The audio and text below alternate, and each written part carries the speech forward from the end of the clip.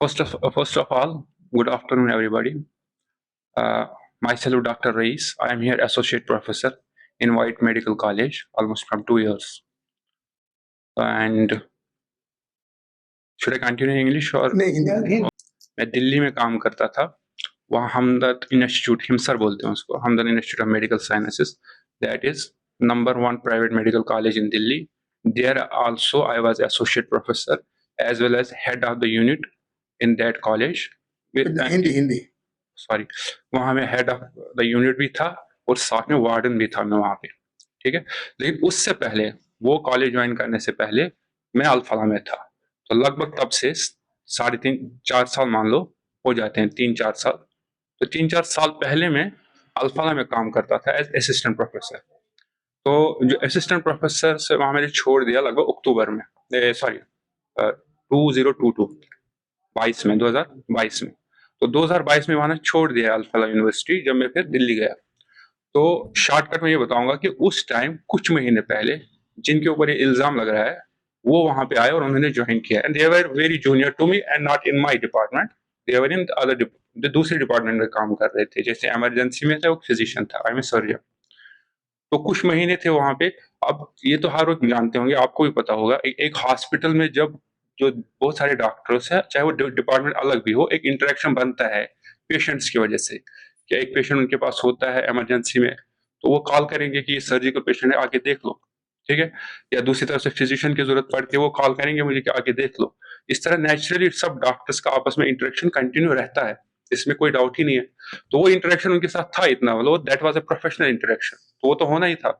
तो लेकिन क्या है कि चूंकि इतना बड़ा इंसिडेंट हुआ, इतना बड़ा सान्या हुआ, पूरे देश के लिए खिला देने वाला सान्या है, तो इस वजह से ये जरूरी है कि हर एक से क्वेश्चनिंग की जाए जो भी इसके रिलेटेड है. इवन इफ मैंने 3-4 साल पहले छोड़ दिया, तब भी उनके लिए जरूरी है कि इन्वेस्टिगेट तो होना चाहिए, क्वेश्चनिंग होनी चाहिए रिगार्डिंग दैट.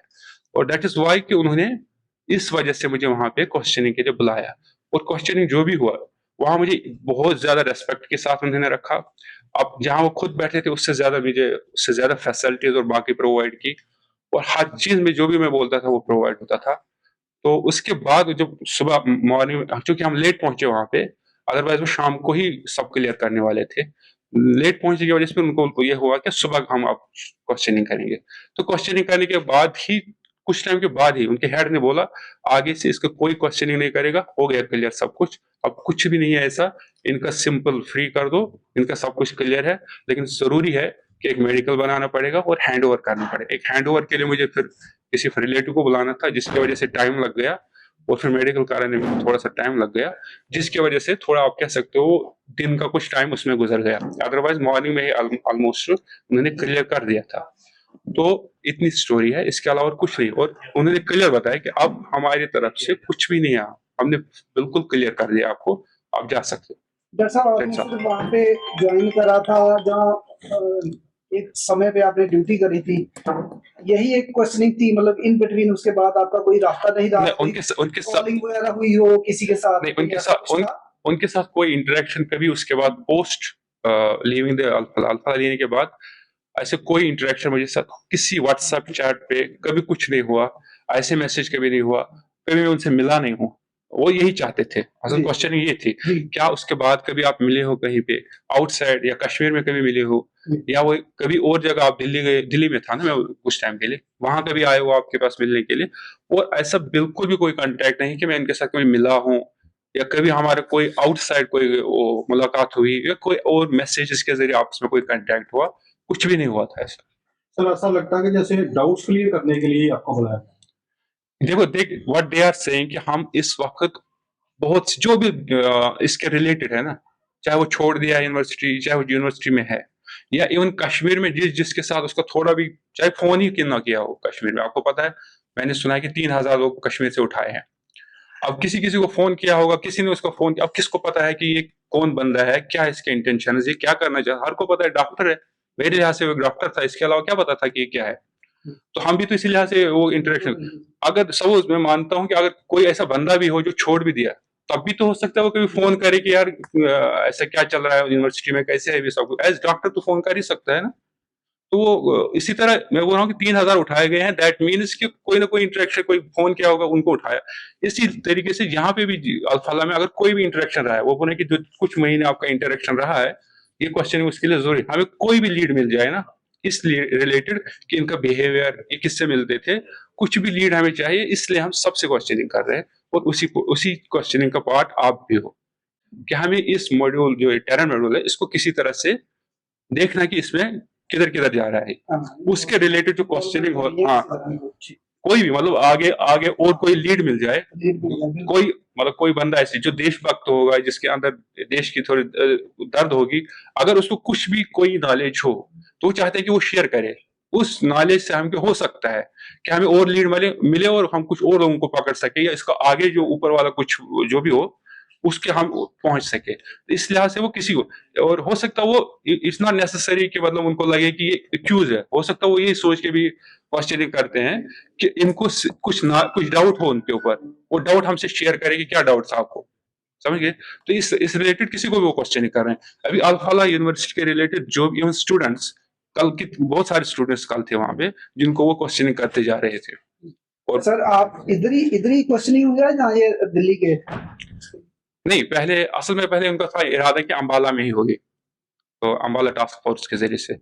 फिर हायर अथॉरिटीज ने उनको बोला कि नहीं, अभी ये बताया जा रहा है कि सबको दिल्ली ही बुला लो, तो जिस वजह से दिल्ली बुलाया। और वही वजह ये भी हुआ कि अंबाला जाने के वजह से ये था, जो मुझे ले गए यहाँ से, दे वर वेरी मच रेस्पेक्टफुल। उन्होंने बोला हम 12 बजे से यहाँ वेट करें रात के, लेकिन हम आपके घर नहीं गए, या ऐसा नहीं था कि आप एक्यूज हो हम उठा के ले जाए आपको।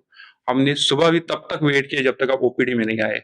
जब आप ओपीडी में आए, आप बैठ गए, तब हम सिविलियन क्लोथ्स में आ गए, इसलिए कि किसी को शक ना हो जाए कि हम इसको कुछ ले रहे हैं। लेकिन वहां एक ही गड़बड़ हो गया, वो ये कि उन्होंने बोला कि हमें 3-4 घंटे लगेंगे, 4 घंटे में आपको खुद ही हम वापस लाएंगे, आपके सीनियर से हमारे सीनियर से आपको बात करनी है, बस इतना ही है। और आपको हम पूरा विश्वास दे रहे हैं कि आप 4 घंटे या 5 घंटे में यहाँ फिर से होंगे। इसलिए उन्होंने बोला इसलिए अच्छा नहीं है कि आप किसी को यहाँ बताओ, मतलब फैमिली को फोन करो, वाइफ को फोन करो, अगर आप करोगे सब घबरा जाएंगे, पैनिक हो जाएंगे।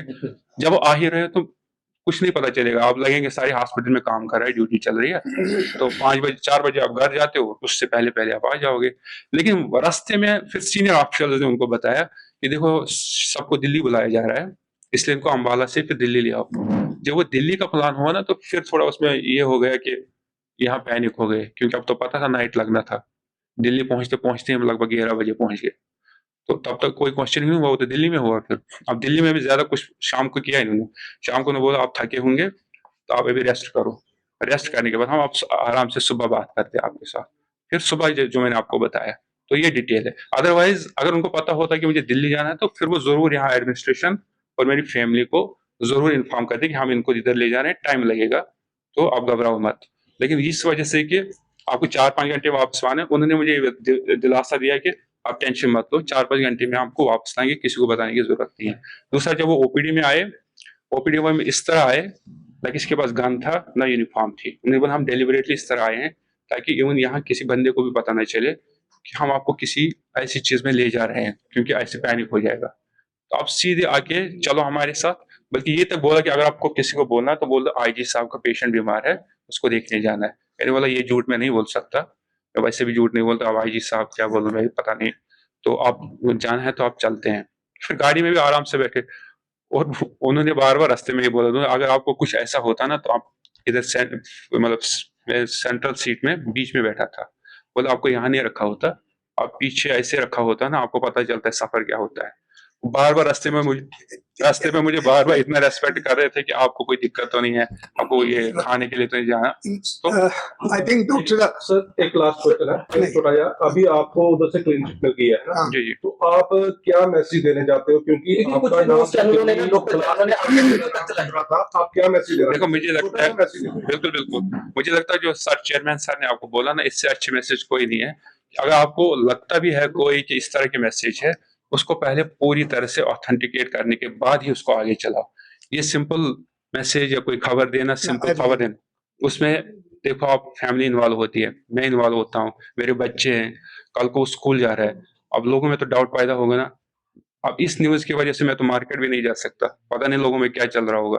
मेरा बच्चा यहाँ स्कूल में पढ़ता है, मुझे अब ये डर लग रहा है कि पता नहीं स्कूल वाले हमारे बारे में क्या सोचते होंगे। तो इसलिए आप सोचो ना क्या बीतेगी उस शख्स पर कि जो फजूल में अगर इस तरह की न्यूज फैले। एक होता अगर इन्वॉल्व है, ऑथेंटिक न्यूज है, फिर आपको जो बताना है आप बताओ।